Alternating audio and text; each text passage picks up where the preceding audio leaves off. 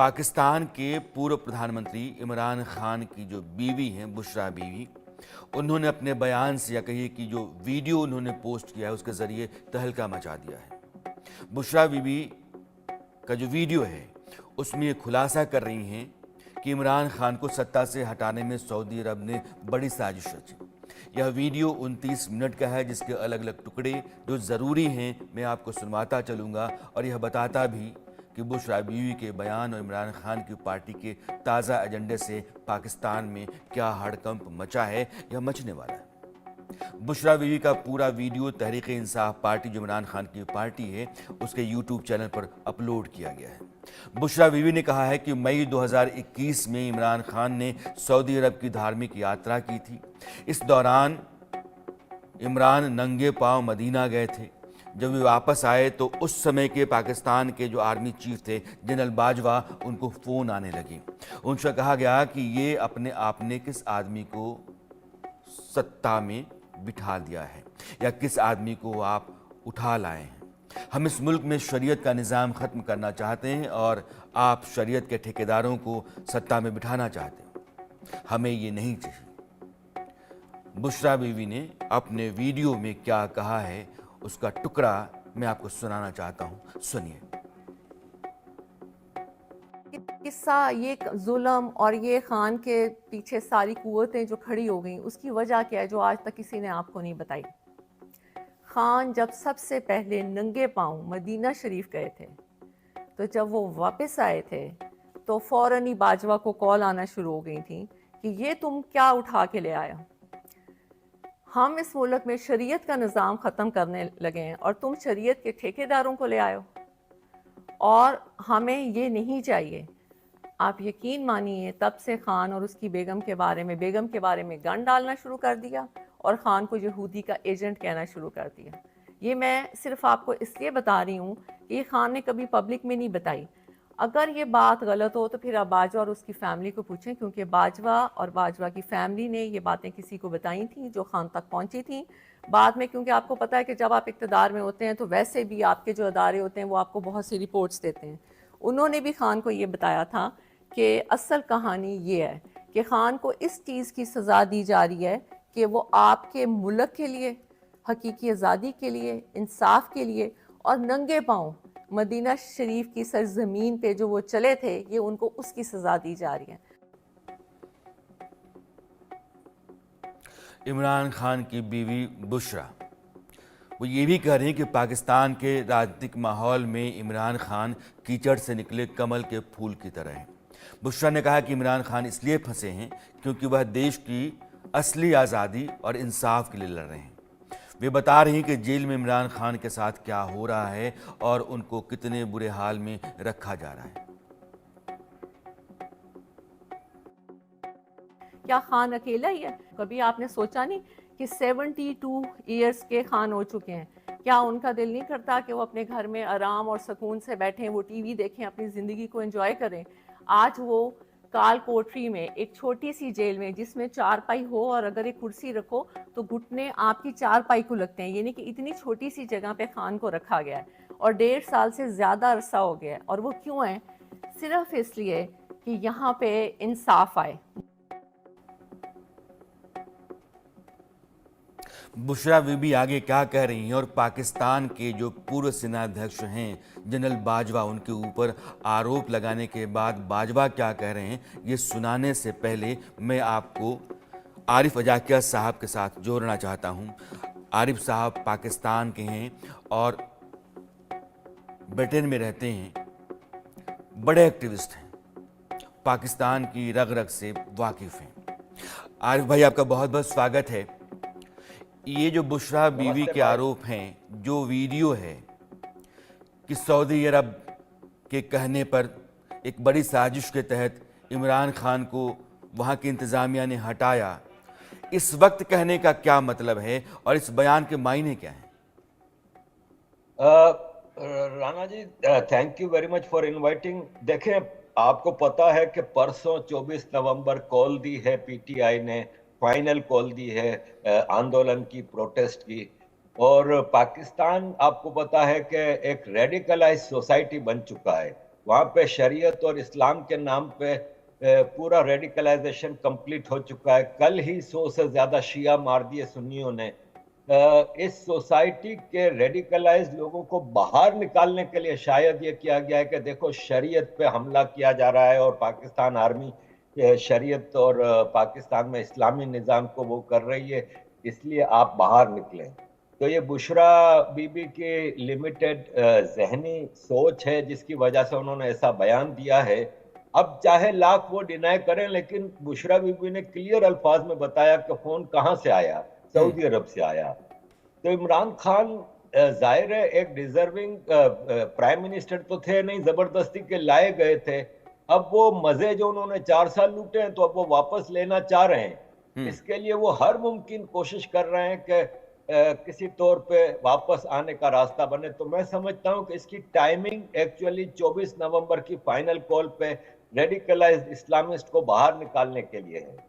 लेकिन आरिफ भाई, एक बात मेरी समझ में नहीं आ रही और मुझे लगता है कि आम आदमी को भी समझना चाहिए कि इमरान खान ने पूरी लड़ाई जो है वो अमेरिका के ख़िलाफ़ लड़ी कि अमेरिकी जो हुकूमत है और अमेरिका के जो एजेंट हैं वो मुझे हुकूमत में रहने देना नहीं चाहते हैं, मेरी सरकार अमेरिका के कारण गई। पाकिस्तान सऊदी अरब के रिश्ते बहुत बेहतर रहे हैं। अलबत्ता कि जब वो वज़ीर आज़म थे और मदीना के दौरे पर गए थे तो वहाँ उनका खैर मकदम बहुत हुआ, उनका स्वागत बहुत हुआ, उनको नजराने बहुत मिले। लेकिन अब सऊदी अरब पाकिस्तान के बेहतर रिश्तों के बीच में ये बयान बुशरा बीवी का कि सऊदी अरब के कहने पर ऐसा हुआ, तो अमेरिका से तो आप पहले से लड़ रहे थे। अब सऊदी अरब जो एक पड़ोसी मुल्क है जो आपकी बेहतरी चाहता रहा है, उसने जब आपकी माली हालत बहुत ही ख़राब है तो बार बार वो आपको मदद देता रहा है। ये क्या क्या खिचड़ी है, समझ में नहीं आता है। देखें, इमरान खान अब अपनी सर्वाइवल की आखिरी जंग लड़ रहा है, ठीक है ना। नवाज शरीफ भी पहले जेल में डाले गए थे जब प्राइम मिनिस्टर थे, हटाए गए सब वो, लेकिन नवाज शरीफ ने बेहतर सोच रखी कि आगे वापस चांस मिल सकता है, इसलिए उसने कन्फ्रंटेशन की सियासत नहीं की थी। लेकिन इमरान खान टोटल कन्फ्रंटेशन की सियासत कर रहा है। जहां तक बात है अमेरिका के खिलाफ बात करने की, तो वो करेक्ट भी थी, क्योंकि अमेरिका तो रेजिम चेंज करता है, जैसे बांग्लादेश में जबरदस्ती की, तो पाकिस्तान में भी पाकिस्तान आर्मी अमेरिका की ऑर्डर पे सर झुका देती है। तो डोनाल्ड लू के हवाले से जो आया था कि एक साइफर आया था और ये वो, उसमें तो कुछ समझ आता है, लेकिन ये सऊदी अरे अरब साहब, वाली एक ऐसा बात मैं कुछ है। कहना चाहता हूं कि अमेरिका में सत्ता बदलने वाली है। ट्रंप आ रहे हैं, जो बाइडन जा रहे हैं। जो बाइडन के साथ इमरान खान ने टकराव मोल रखा था। ट्रंप जो कट्टरपंथी ताकतें हैं उनके खिलाफ अभी से ही संकेत देना शुरू कर चुके हैं। इमरान खान रिलेटिवली एक लिबरल अप्रोच के नेता माने जाते हैं, तो ट्रंप के नज़दीक जा कर के अमेरिका की सिंपैथी लेने और सऊदी अरब के खिलाफ इस तरह का बयान दे करके उधर अपने आप को करने की कोशिश तो नहीं है।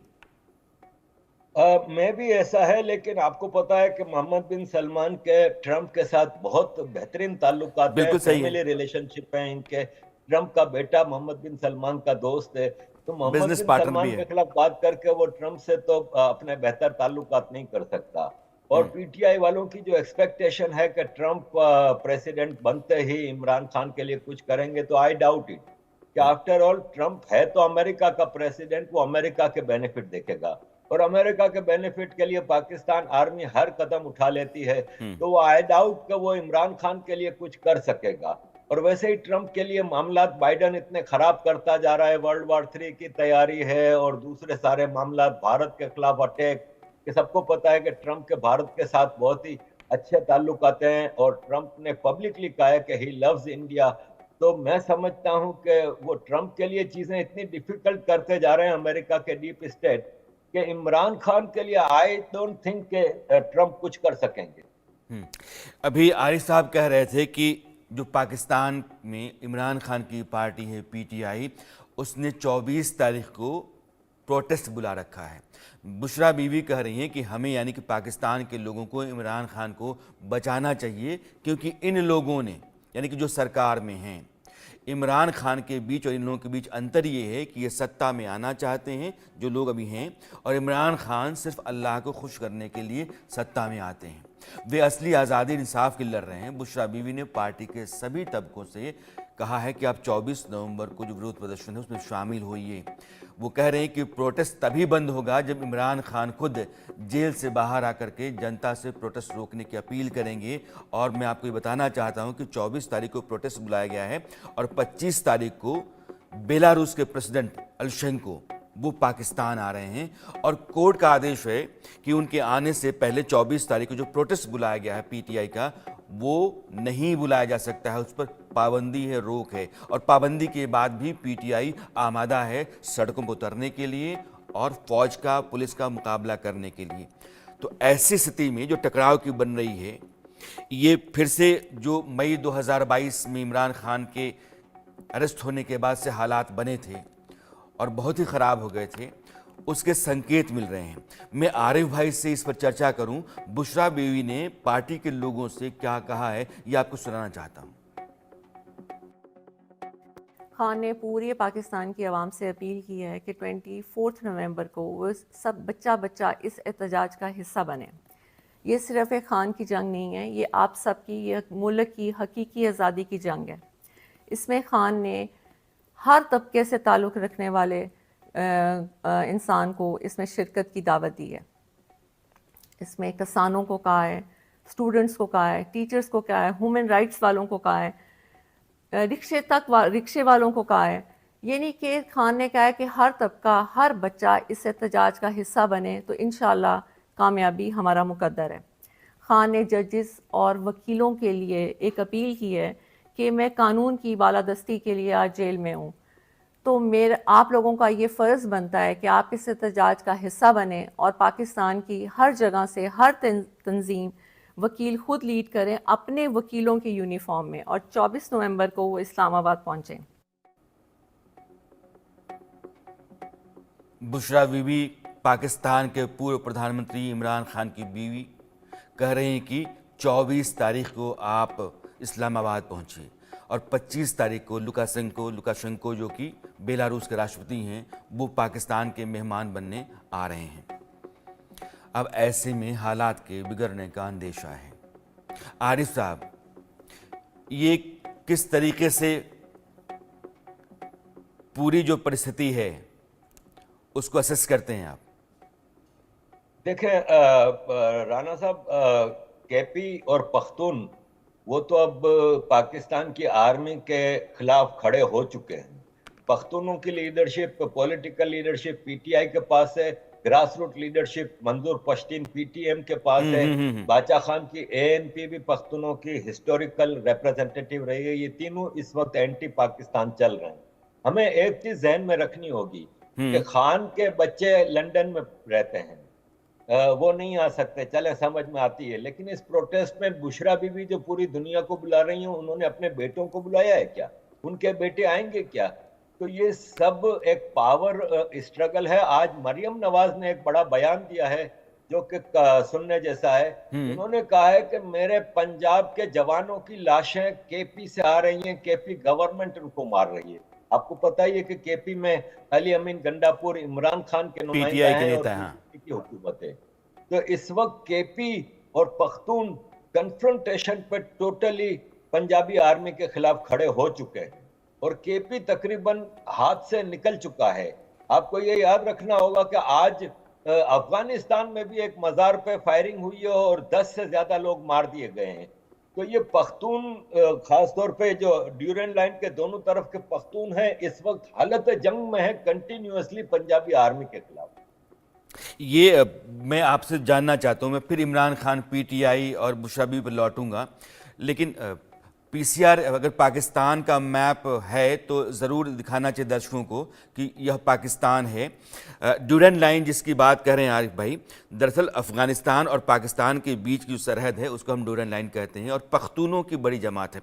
अफ़गानिस्तान में पख्तून है और पाकिस्तान के भीतर भी पख्तून है। आप कह रहे हैं कि पख्तून जो है लामबंद होकर के पाकिस्तान की फोर्सेस, पुलिस के खिलाफ जंग लड़ रहे हैं। ये जो हालात हैं खैबर पख्तूनख्वा के भीतर, आरिफ साहब, ये बलूचिस्तान जितने ही बुरे हो चले हैं और लगातार वहां धमाके हैं, खून खराबा है। देखिए, बलूचिस्तान तो एक लॉन्ग टर्म जंग चल रही है। 48 से ही बलोच रेजिस्ट कर रहे हैं। पख्तून हमेशा पंजाबी आर्मी के एजेंट रहे हैं। हम्म। आर्मी चीफ रहे हैं अयूब खान, याया खान। और पख्तून हमेशा फ्रंट लाइन पे रहे हैं, फॉरेन सर्विस में, सिविल सर्विस में, आर्मी में।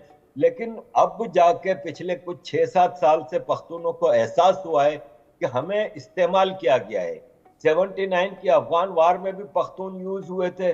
और बाद में मुशर्रफ ने जिस तरह पख्तूनों को पकड़ पकड़ के अमेरिका के हवाले डॉलर के बदले में किया था, उससे तालिबान और Pashtun both side of Durand line वो नाराज हैं।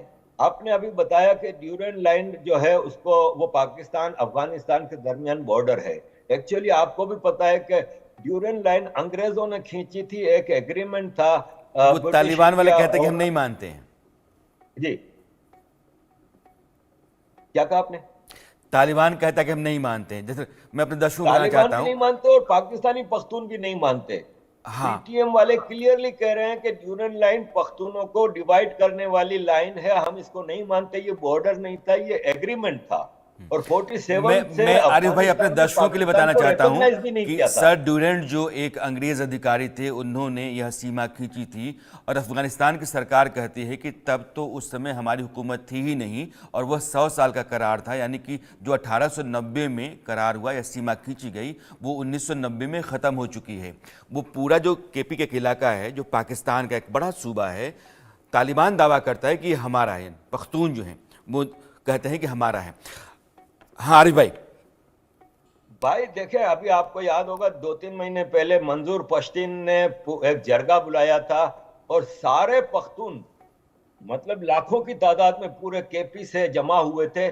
उसमें एक भी झंडा पाकिस्तान का नहीं था। केपी में हुआ था ये सब। और उसमें अफगानिस्तान के झंडे लहरा रहे थे। तो मैं समझता हूं कि पीसीआर, पख्तून ये केस जो को अब कल धमाका हुआ है यात्री बसों पर, ये खैबर पख्तूनख्वा के भीतर हुआ है।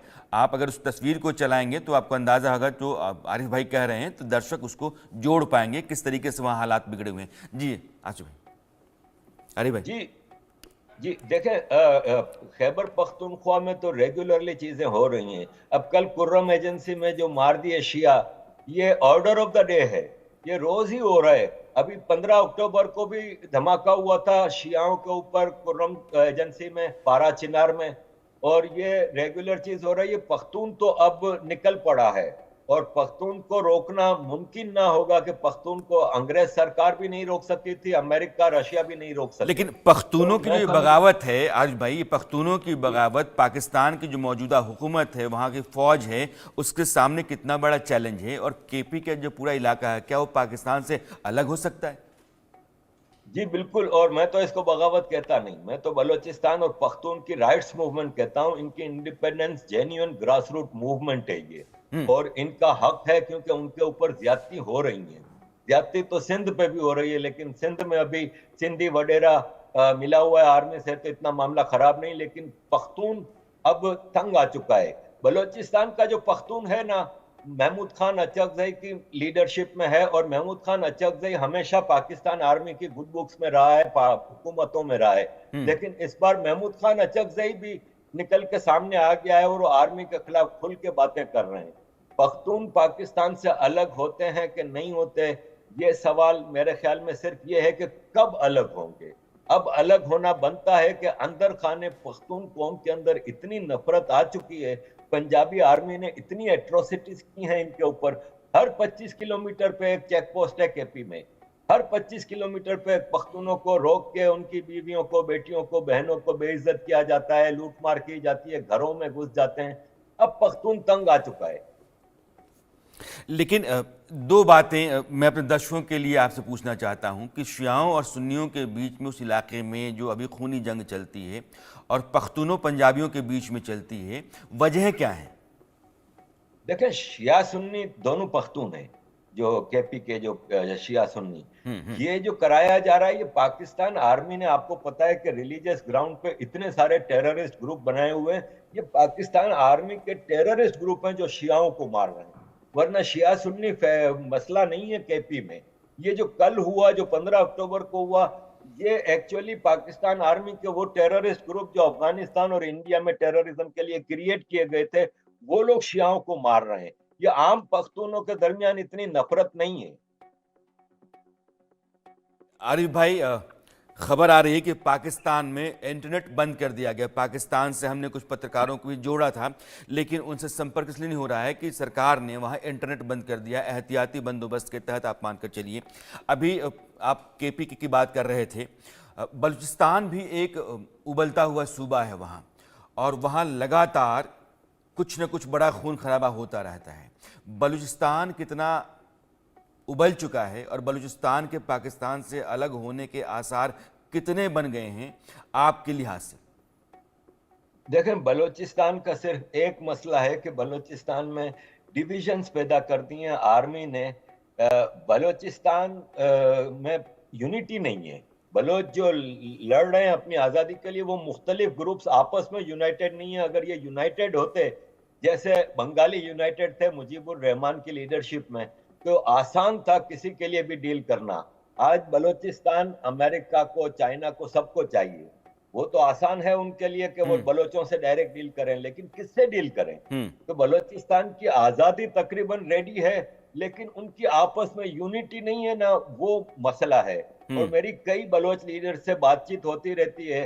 मंडे को ब्रिटिश पार्लियामेंट में बलूचिस्तान के हवाले से एक कॉन्फ्रेंस हो रही है, तो मेहरान मरी हैं जो नवाब खैर बख्श मरी के साहबजादे, वो उसमें स्पीकर हैं। उनसे मेरी बातचीत होती रहती है। उन्होंने कहा कि हमारे कई म्यूचुअल फ्रेंड्स हमारे दरमियान यूनिटी पैदा करने की कोशिश कर रहे हैं। अगर खान ऑफ कल्लात या कोई एक बलोच लीडर आ जाता है सामने एज ए लीडर, तो मैं समझता हूं बलूचिस्तान की आजादी आसान हो जाएगी। फॉरेन पावर्स भी बलूचिस्तान के साथ कोऑपरेशन करेंगी।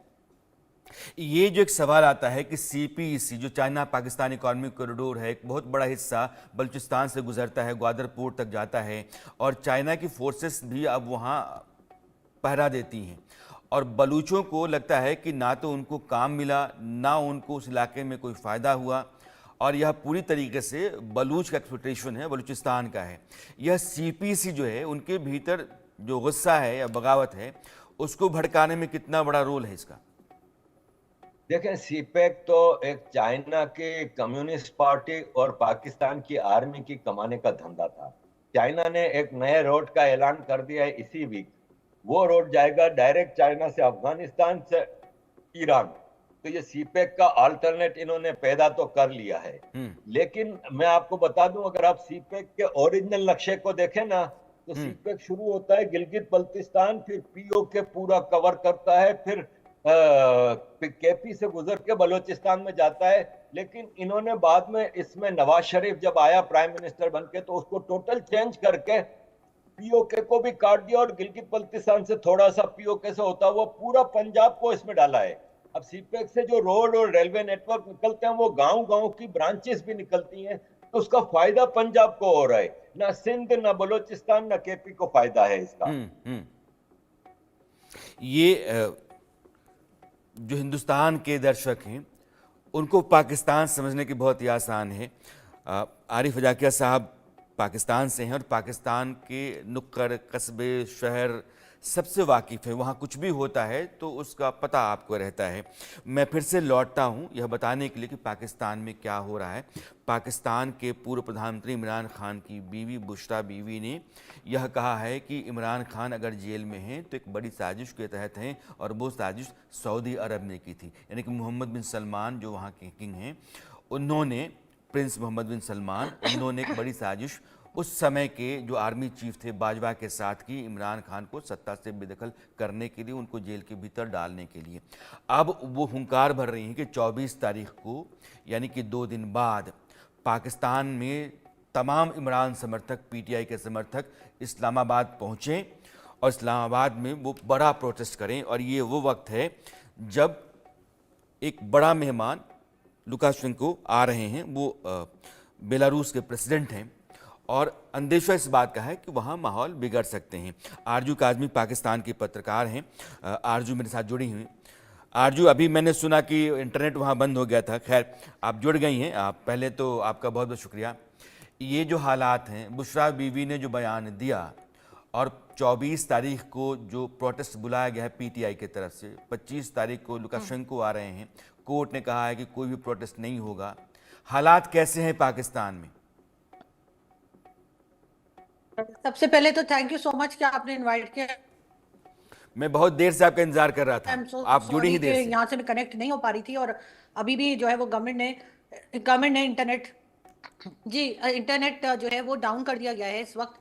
केपी के पंजाब और इस्लामाबाद जहाँ मैं मौजूद हूँ, यहाँ पर इंटरनेट सर्विसेज जो हैं वो एक तरह से बहुत ज़्यादा स्लो डाउन कर दी गई हैं, ताकि हम लोग कहीं बात ना कर सकें, कोई कनेक्ट ना हो पाए। और मोबाइल सर्विसेज तो सस्पेंड ही कर दी हैं, यानी अगर आप घर से बाहर जाते हैं तो आपकी किसी से बात नहीं हो सकती। इस वक्त इनकी घबराहट जो है गवर्नमेंट की और एस्टेब्लिशमेंट की, वो साफ दिखाई दे रही है। वरना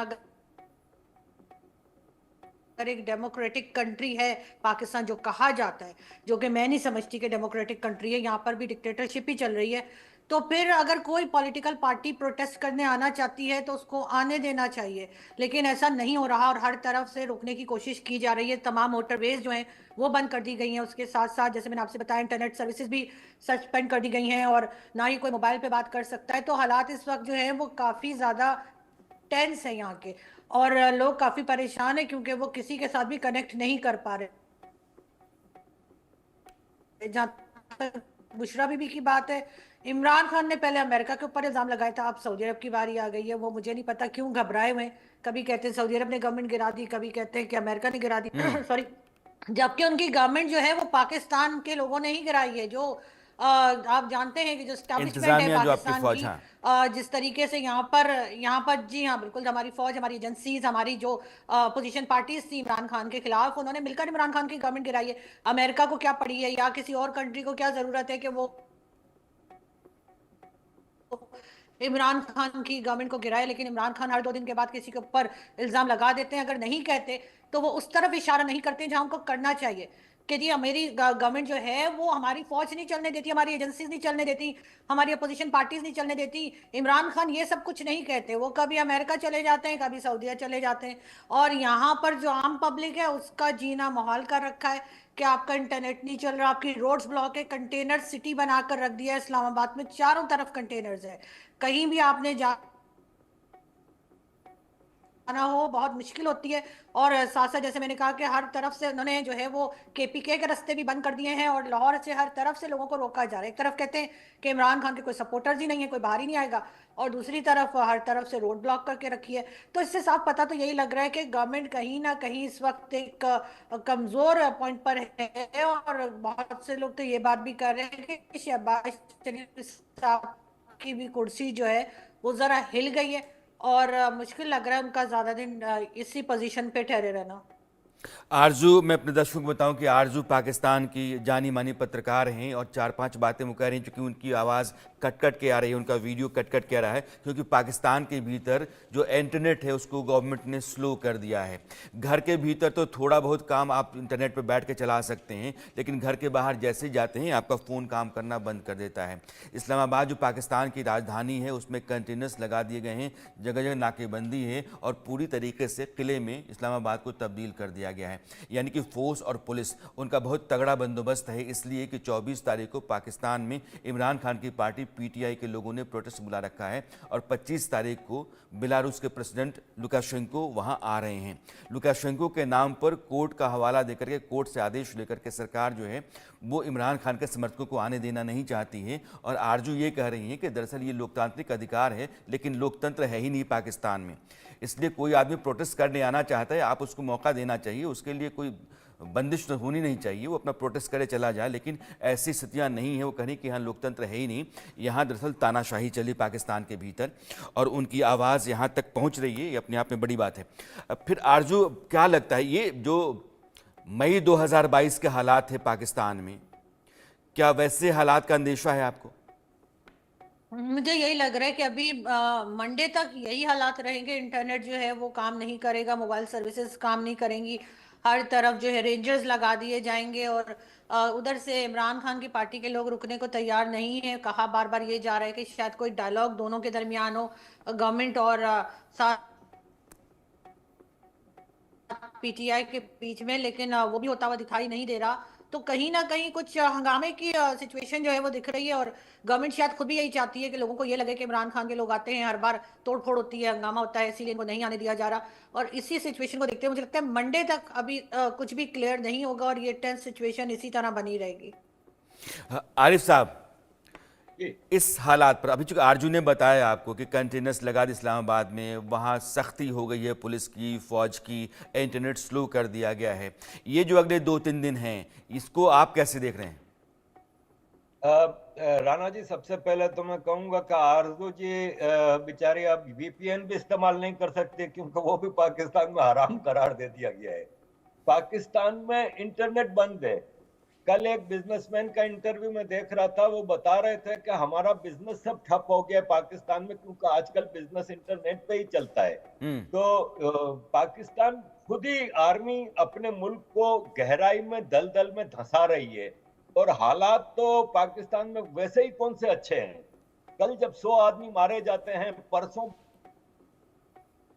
पाकिस्तान में तो रोज ही लोग मर रहे हैं, और बिजनेस बंद है, इंटरनेट बंद है। अब ऐसे में इस्लामाबाद भी बंद है, जैसे कि आरजू जी ने बताया कि कंटेनर लगे हुए हैं, मोबाइल बंद है। तो इन हालात में कोई मुल्क कैसे चल सकता है, और वो मुल्क भी कोई छोटा मोटा नहीं, 24 करोड़ लोगों का मुल्क है। तो मामला तो बहुत बिगड़ते नजर आ रहे हैं।